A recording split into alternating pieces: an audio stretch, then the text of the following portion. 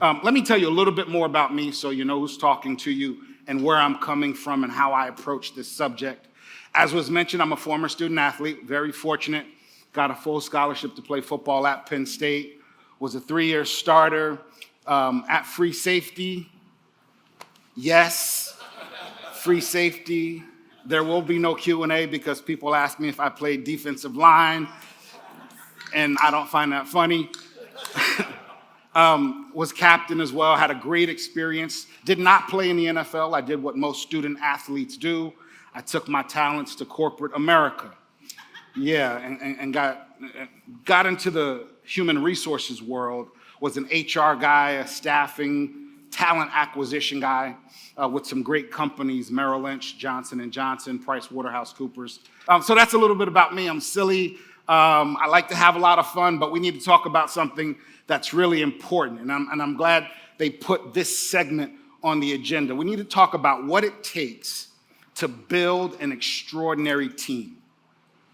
What it takes to build an extraordinary team. The title of my talk is 5 Components of Extraordinary Teams. 5 components of extraordinary teams. All the components start with the letter C. I want to make it really, really easy to remember. You're going to hear a lot of stuff throughout the day. I want to make sure you remember this stuff. Okay, so the 5 components of extraordinary teams, and all the components start with the letter C. Okay, I've got 2 favors to ask right up front. Here's the first favor. I want you to listen with both ears. Listen with both ears. Let me explain what I mean. The stuff that I talk about doesn't just apply to your teams at work. The truth is you're a part of teams outside of work. Your family is a team. Your community is a team. Your faith community is a team. And a team is a team is a team. So the stuff I talk about today doesn't just apply at work. It also applies to your teams outside of work.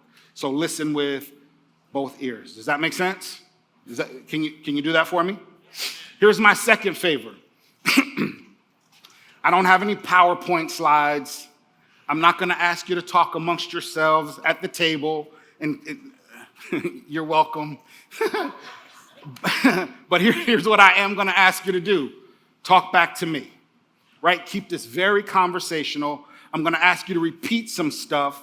And not because I want to hear my words coming out of your mouth, but here's what I've learned. The more ways you engage an idea, the more apt you are to remember it, right? If you see me, you hear me, maybe you write me, and you speak me, you'll remember it a little bit better. Okay, is that cool? I just asked you to talk back to me. Is that cool? Very cool. Now, listen, this is a former church, a former African Methodist Episcopal church.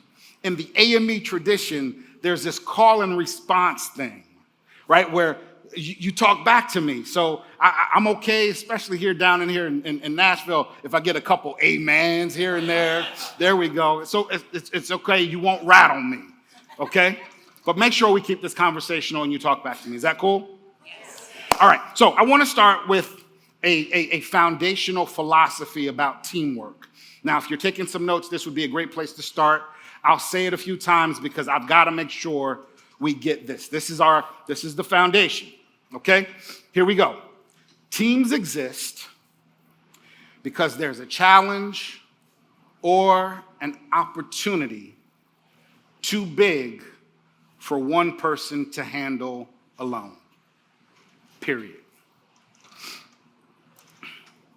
Again, teams exist. The only reason we need a team is because there's a challenge or an opportunity too big for one person to handle alone.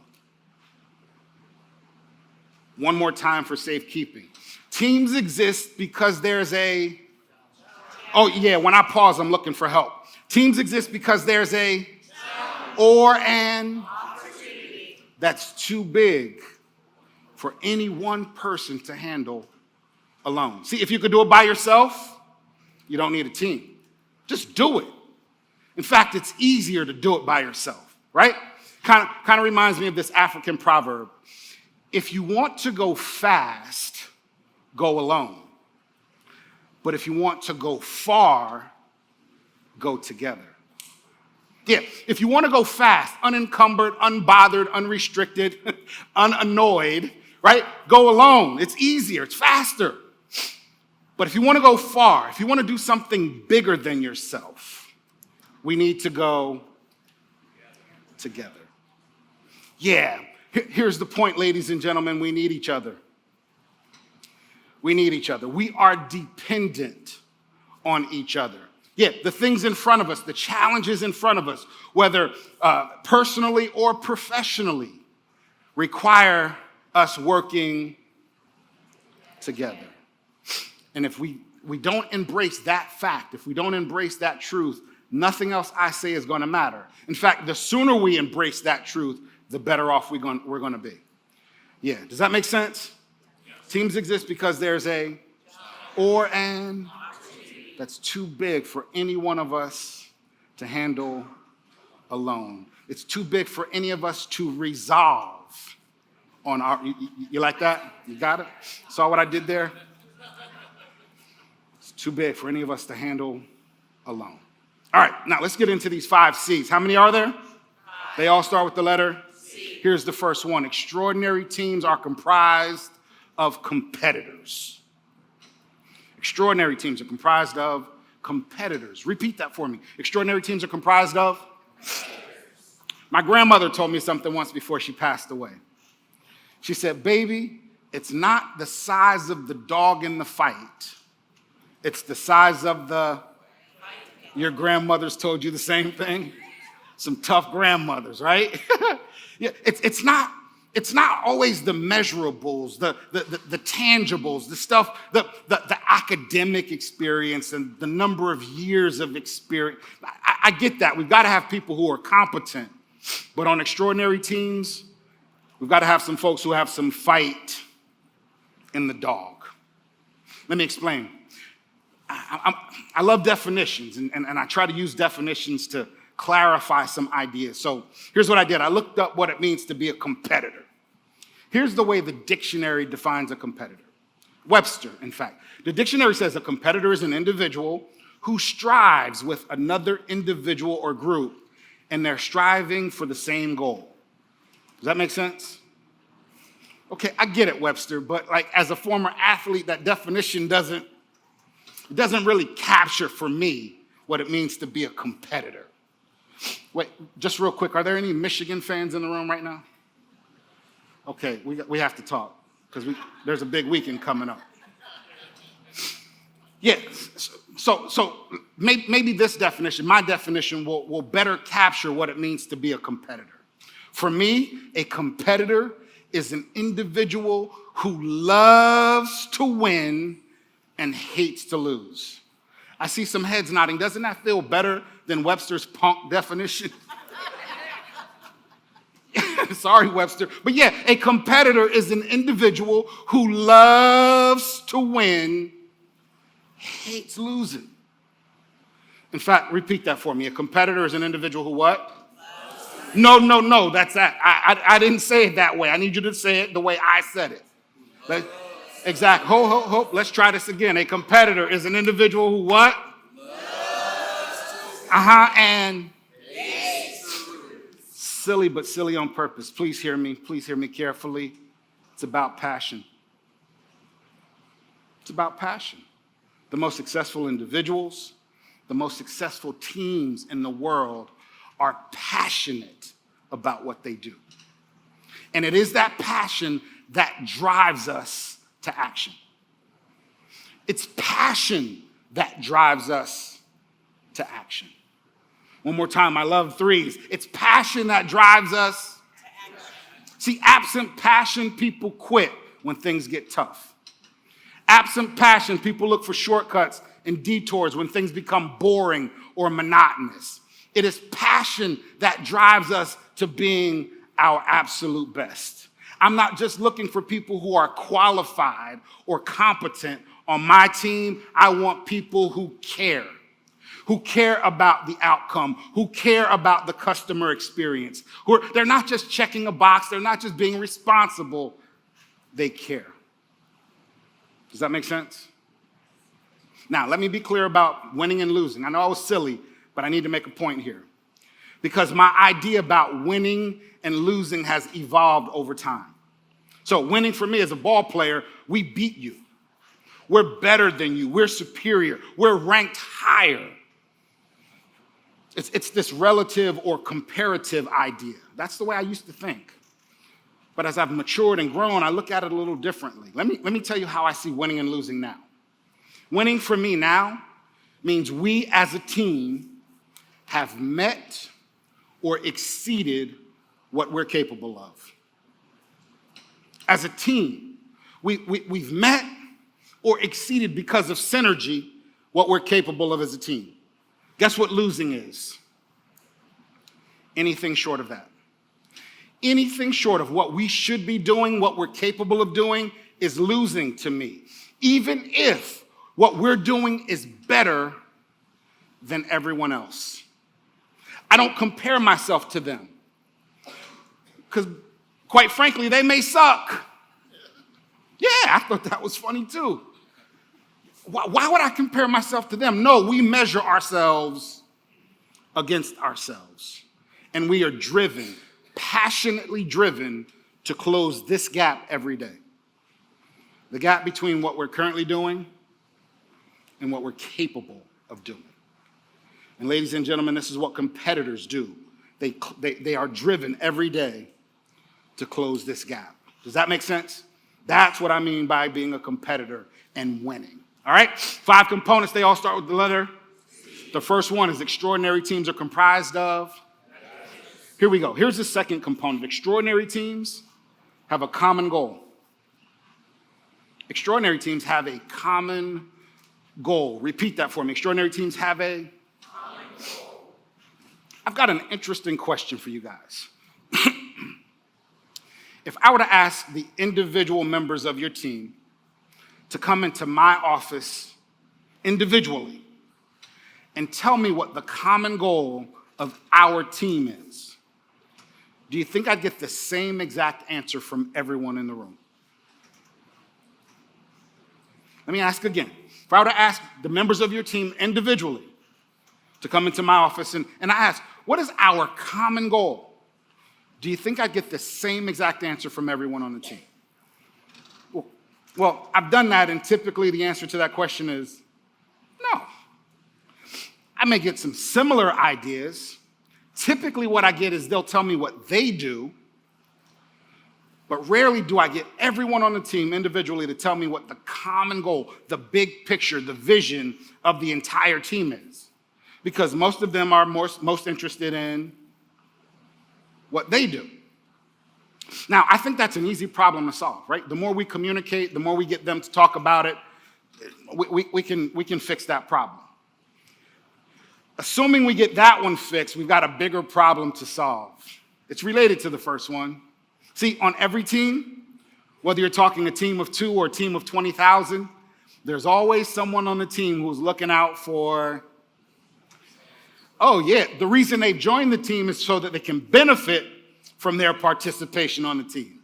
They're not really concerned with achieving the common goal. They're concerned with doing what's best for,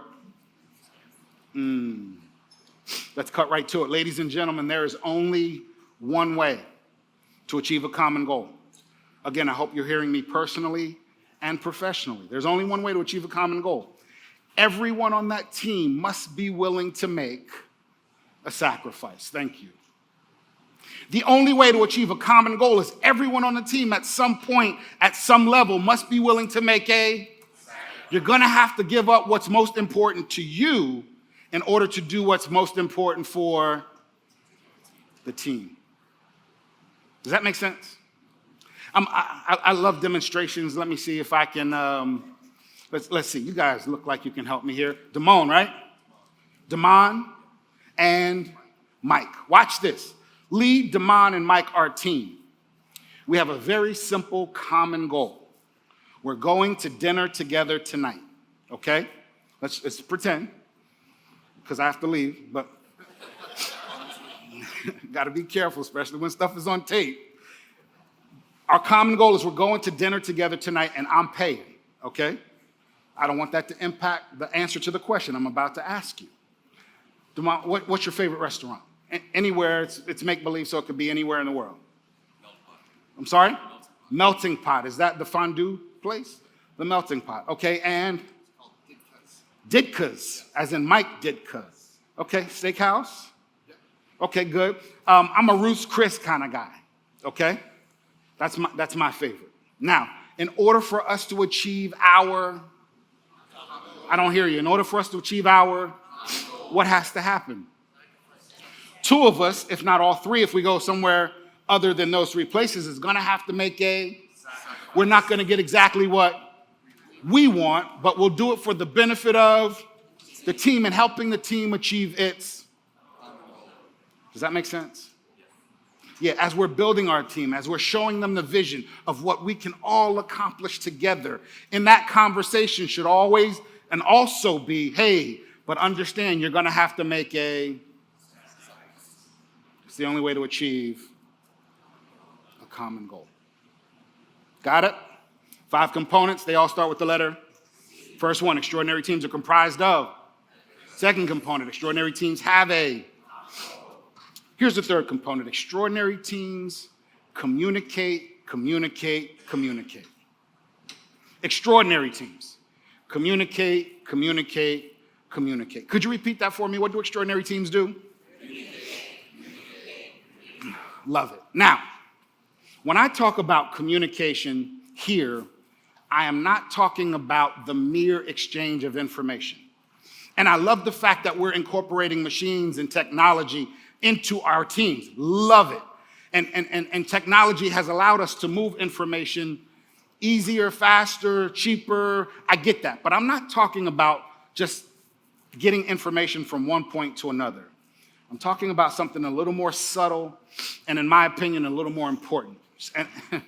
And the best way for me to explain this idea is to share a scene from my favorite movie of all time. My all-time favorite movie. In fact, instead of me telling you, I'm curious. What do you think my favorite movie is? Rudy. Who said Rudy?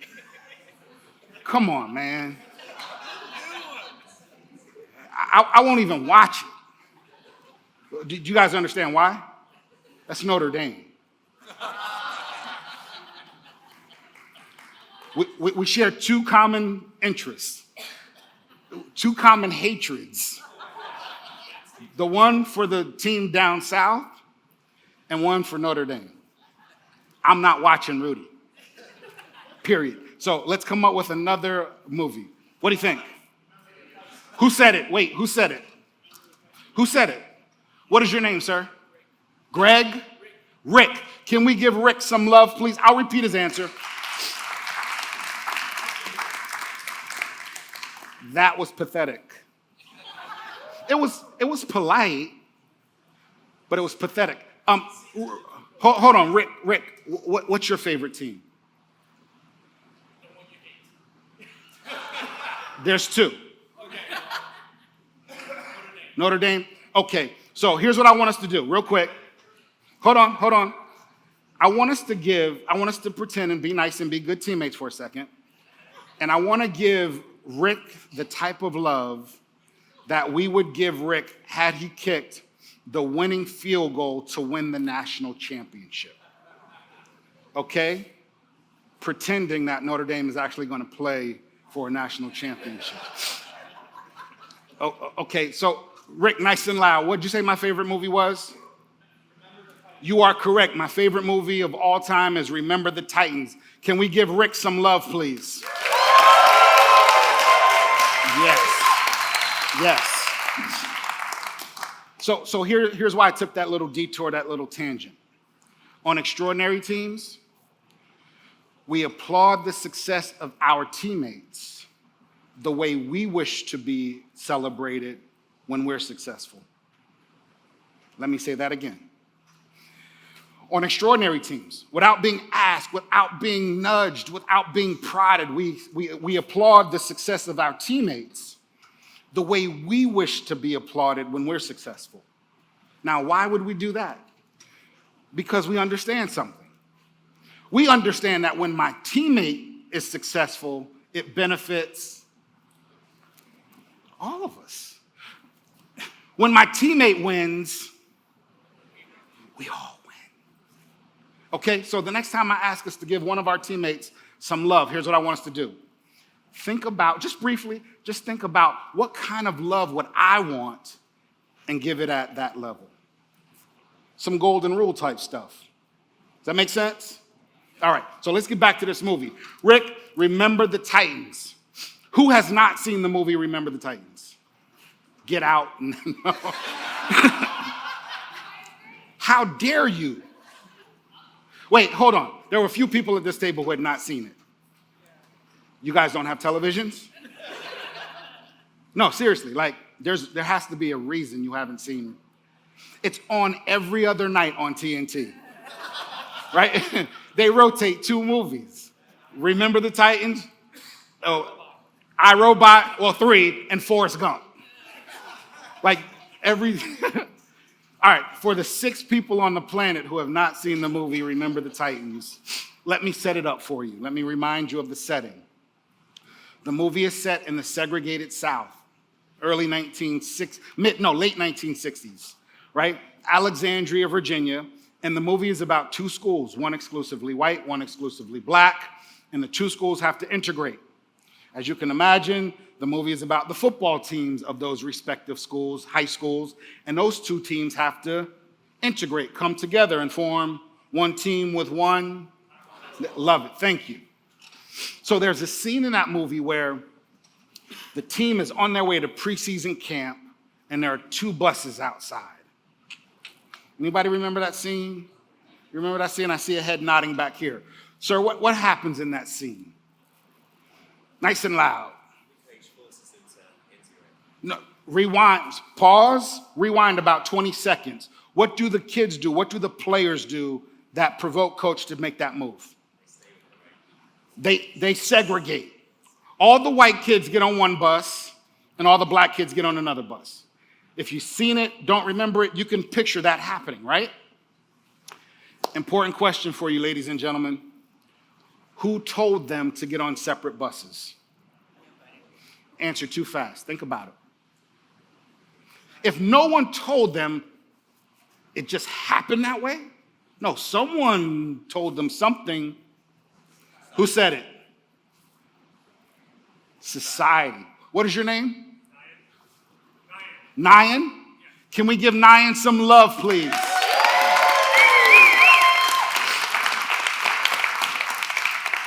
Doesn't that feel like a team you'd like to play on? Yeah. Nyan's absolutely correct. Society.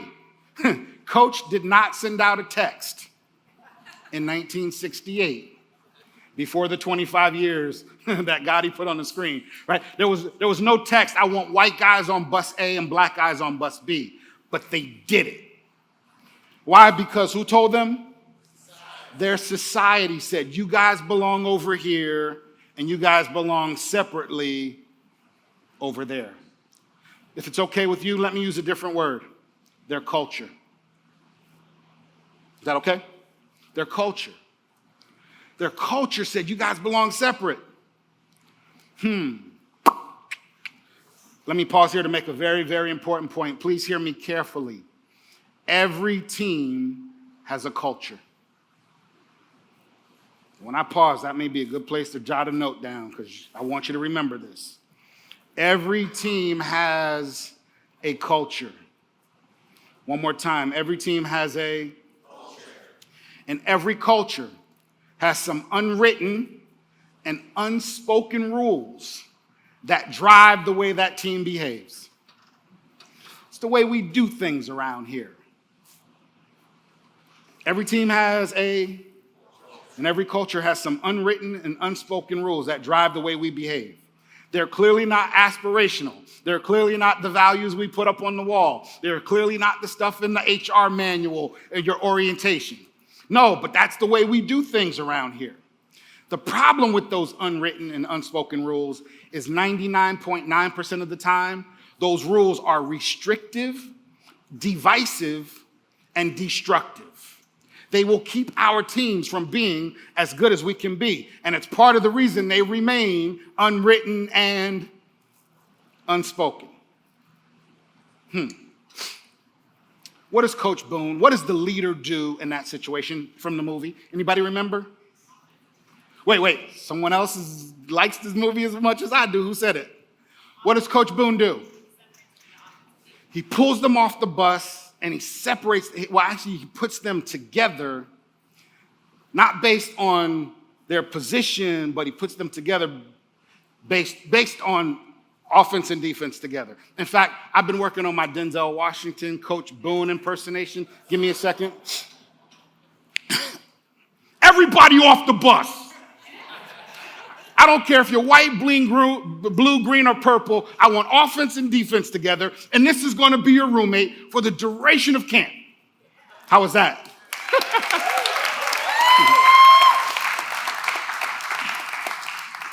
Clearly, I've been practicing. You know, funny story is my daughter's walking past the bathroom, and I'm practicing my Coach Boone Denzel impersonation in the mirror, and she says, "Dad, really?" I said, "Shut up, baby girl. This paid for college." Let's put this in perspective here. Seriously, what's Coach Boone trying to do? Say it again. Change the culture. We can't win as a divided team. Fortunately, he's wise enough to be close enough to recognize what's going on amongst his team, leaders. Let me say that again. He's close enough to recognize what's going on with the team. And he sees this divisive behavior, and he addresses it, and he's trying to change the culture by forcing them to do what? Say it again. Bingo. Communicate, communicate, communicate. You want to change your culture? Communicate, communicate, communicate. Have some division in your team? Communicate, communicate, communicate. Let me show you why. You get three little stations here.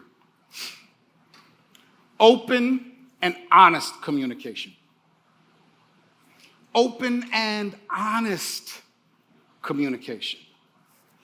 One more time. Open and honest communication, watch this, is the only way to build trust. Open and really getting to know your teammates, getting to know them and what moves them, what buttons to push, what sets them off, where they're coming from, their perspective. Open and honest is the only way to build what? Trust. And if you think trust is not important in our professional relationships, you're nuts. Respectfully submitted.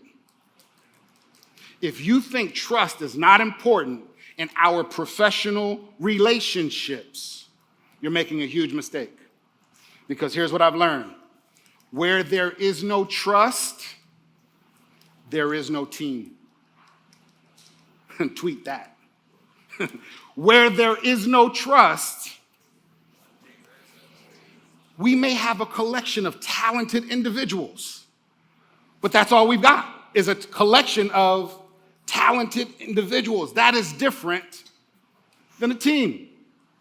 Yeah, the stuff that takes a collection of talented individuals and makes them a team is trust. Let me show you why.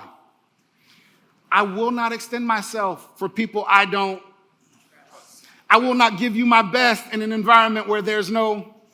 I'm not extending myself for people I don't. So while we may have the talent, we may have to better develop and the only way to do that is through open and.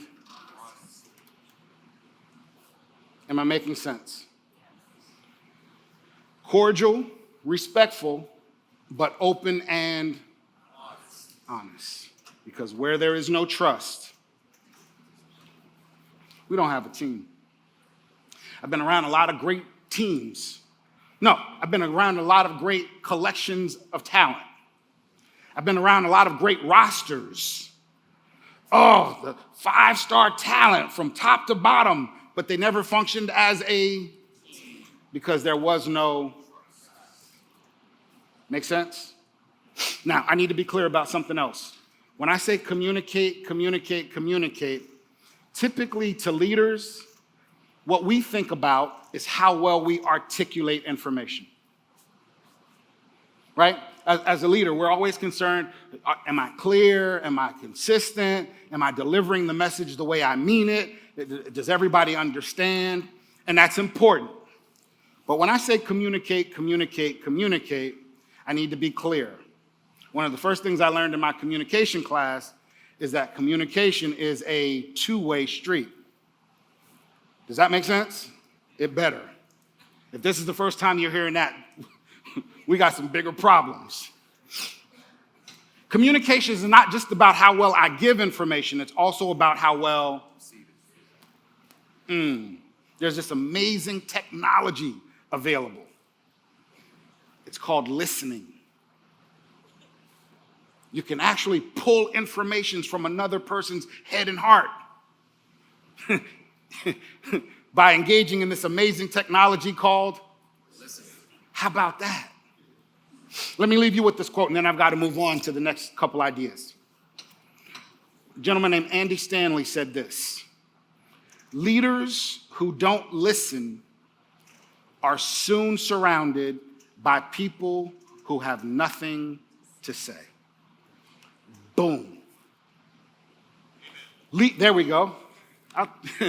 Leaders who don't are soon surrounded by people who have all that wisdom, all that perspective, all that intellectual property, all that experience gets lost, gets forfeited because leaders won't.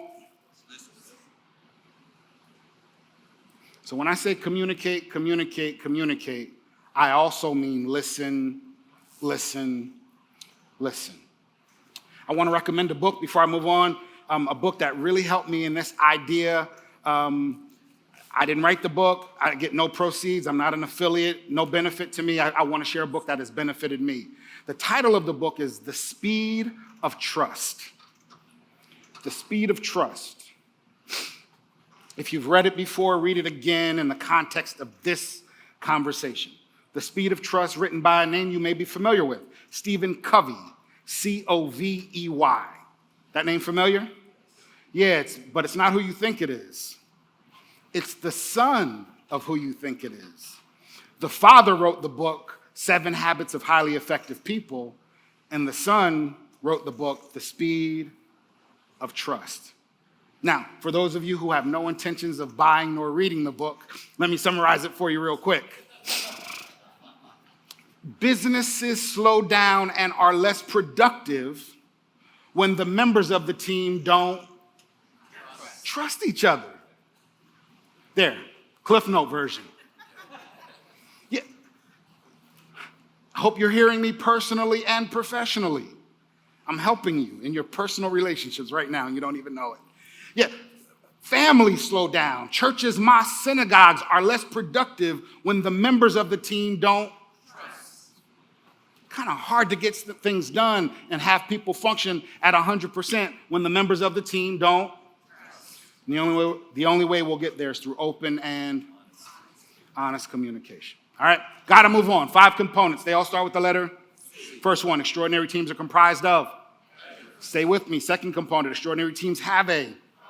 Third component, extraordinary teams do what? Here we go. Fourth component, extraordinary teams have this thing called chemistry. Extraordinary teams have this thing called chemistry. Could you repeat that for me? Extraordinary teams have this thing called chemistry. Do you guys remember chemistry in high school? Here's what I remember about chemistry in high school. The goggles, right, that were too tight and everyone could tell in the next class that you were just in chemistry class because you still had that line around you. I remember the Bunsen burners, right? What a cool name for an apparatus. I always try to say that word periodically, Bunsen burners. I'm gonna figure out a way to make that romantic because I want to walk in the house one day. I don't know, turn the heat up on the Bunsen burners, baby. I'm working on it. I'm working on it. And then I remember the periodic table of elements, right?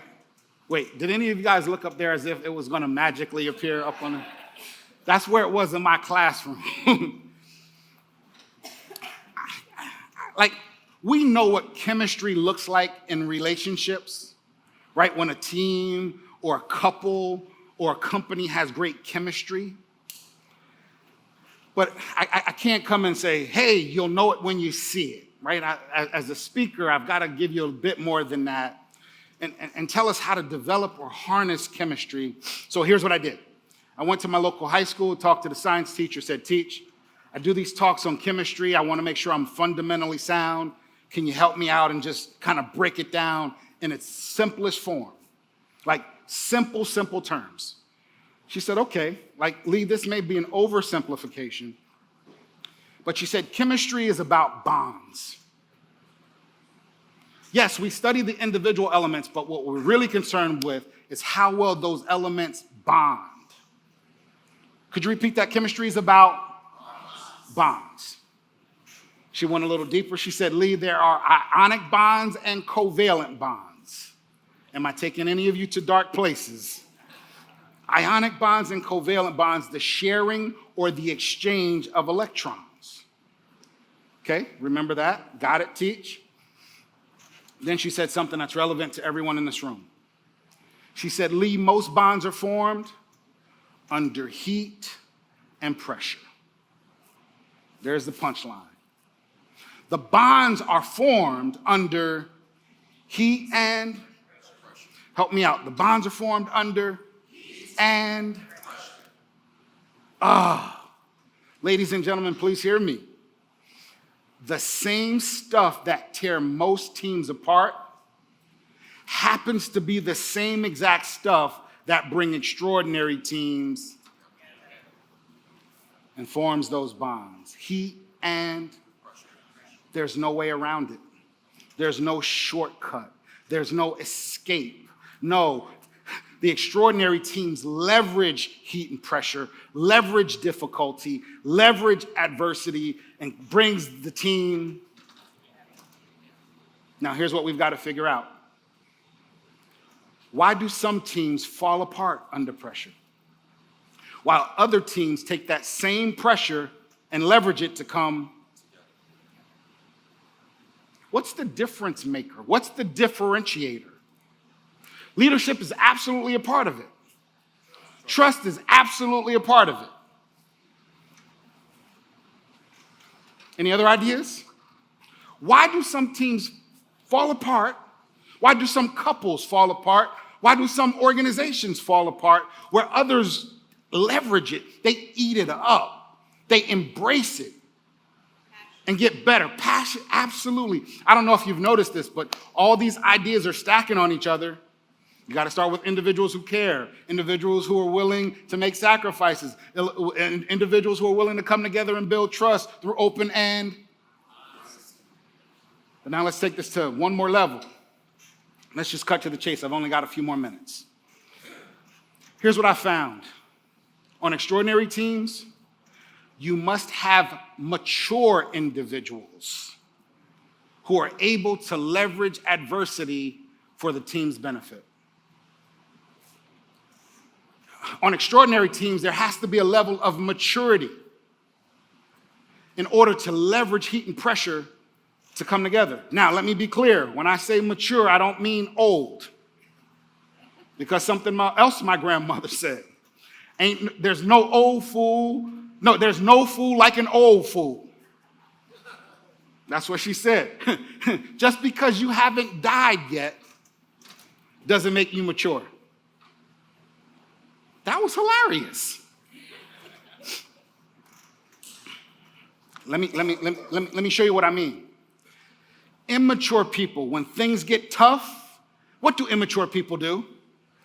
They point fingers. They play the blame game. They cover their own tush. They throw their team members under the proverbial bus because they're not mature enough to handle heat and pressure. They start looking out for, they revert back to that individual behavior. Mature people are different. Mature people understand that when things get tough, it's time for us to come Together. Yeah, I'm not going to throw you under the bus. I'm not going to play the blame game. I understand that my position on the team is like I'm on the team because we need to get this done. I can't do it alone. That's just dumb. To join a team because we can do something bigger than ourselves, but then isolate myself when things get tough. Doesn't make sense. We can't just have talented individuals. We've got to have people with the maturity to properly handle heat and, because heat and pressure are inevitable. Right? Heat and pressure it's gonna happen. Where's John? John said something. You said something when we were sitting down having breakfast. Something to the effect of, right? Everyone's great when you're like, I need to check you out when things are tough. Something like that. Do you remember what you said? I use the analogy that I like to observe humans when they're acting like at the airport and they're like, I like to observe human nature. Yeah, check them out when things are tough. Here's why, because everyone is wonderful when everything is wonderful. I get to know the real you under heat and pressure. Am I making sense? And those bonds get formed under heat and we find out who's all about the team versus who's all about themselves under heat and let's see if this word picture makes sense. What does a welder do? And don't say welds. Not an appropriate answer. What does a welder do? They take heavy metals and they do what? I'm looking for a specific word. Yeah, thank you. And they bond them together. Now, why would you take two heavy metals and bond them together? Because they're stronger together than they are by themselves. I'm curious, what does the welder use to weld those heavy metals? Heat and pressure, how about that? Heat and some type of vise or clamp to hold it together until it solidifies. Uncomfortable for the moment, but it's necessary to form those necessary bonds. Now, I'm looking at some of you, and I think a couple of you may be guilty of this. What would happen if you tried to duct tape those heavy metals together? Some of you look like you have color-coded duct tape in your, like a whole row. Don't tell the truth. Well, seriously, what would happen if you tried to duct tape it together? Oh, it may hold for a bit, for a little while, but at some point, the weight, the pressure of whatever it's trying to support is going to come down and tear the whole thing. Ladies and gentlemen, we've got to embrace heat and pressure. We've got to build our teams with individuals with the maturity. And I'm not talking about years of experience, because you can have young people who have the maturity to handle heat and pressure. Am I making sense? Yes. Yeah, but that's the only way we're going to build enduring bonds. Got it? 5 components. They all start with the letter. Almost done. First one, extraordinary teams are comprised of. Second component, extraordinary teams have a. Third component, extraordinary teams do what? Love it. Fourth component, extraordinary teams have this thing called. Here's the fifth and last one. Extraordinary teams are consistent. Extraordinary teams are consistent. Repeat that for me. Extraordinary teams are. I don't need you to be phenomenal periodically. Had a great month back in April. Yeah, and I don't need, if we were, like, I don't need you to be phenomenal periodically. What I need you to be is, people will do business with you once if you're good. But people will keep coming back and will refer others. They will sing your praises when you are, when they know what they're getting from you. Does that make sense? So, we're wrapping it up. How do you build that type of consistency on a team? How does an athlete become consistent? How does a musician become consistent? Practice. If I were in Philadelphia, I would say, practice? We talking about, if you have no idea what I'm talking about right now, jot this down, you'll thank me later. Go to YouTube and type in Iverson practice. Okay? Little side note. Practice. One of the things I miss most about being an athlete was how much time and effort we put into practice. I jumped into the corporate world and there was no practice. It was just perform. Perform. In football, you practice 6 days to perform one day. In the corporate world, you don't practice, you just perform. But the only way to develop a machine-like consistency is to have a regimen of practice. That's why I applaud you guys for pulling away, stepping away, and coming here and just looking at things from a different perspective, right? Not just doing the work, but stepping back to approach how we do the work. Very important for you, very important. So I want to borrow 2 philosophers to help me solidify this idea. The first is Aristotle, the Greek philosopher. Here's what Aristotle said. We are what we repeatedly do. Have you heard that before? We are what we repeatedly do. In fact, could you help me with that? We are what we... One more time. We are what we... Yeah, in sports, we call those reps. We are or we become what we... Here's the rest of that quote. Excellence, then, is not an act, but a habit. Excellence is not an act. It doesn't just happen periodically. It is because we are what we repeatedly do. Okay, I got it, Aristotle. That makes sense. But Lee, what should we be practicing, right? We got so many things to do, and our business is so vast. And let me tell you some wisdom from another philosopher, a guy named Bruce Lee. Yeah, don't laugh. Bruce Lee's a very wise man. Here's what Bruce Lee said. I fear not the man who practices 10,000 kicks 1 time each. No, I fear the man who practices 1 kick. Bingo. Why? Because he or she, I'll add, has mastered it. As I wrap up, I have one more challenge for you, ladies and gentlemen. What have you mastered? What have you focused on to the point where you can practice and develop it and get it to a place of mastery? We can't be all over the place, having 375 priorities and get better at any of them. We've got to focus to the point where we can master those basics, those fundamentals.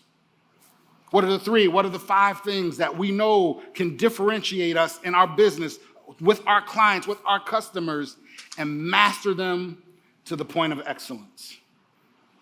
Because on the way to excellence is machine-like consistency. Does that make sense? 5 components, they all start with the letter. Nice and loud, it's the last time. 5 components, they all start with the letter. C. First one, extraordinary teams are comprised of. Second component, extraordinary teams have a. Third component, extraordinary teams do what? Fourth component, extraordinary teams have this thing called. Fifth and last component, extraordinary teams are. Ladies and gentlemen, I wish you the best. Thank you for your time. Thank you, thank you, thank you, thank you. Thank you so much.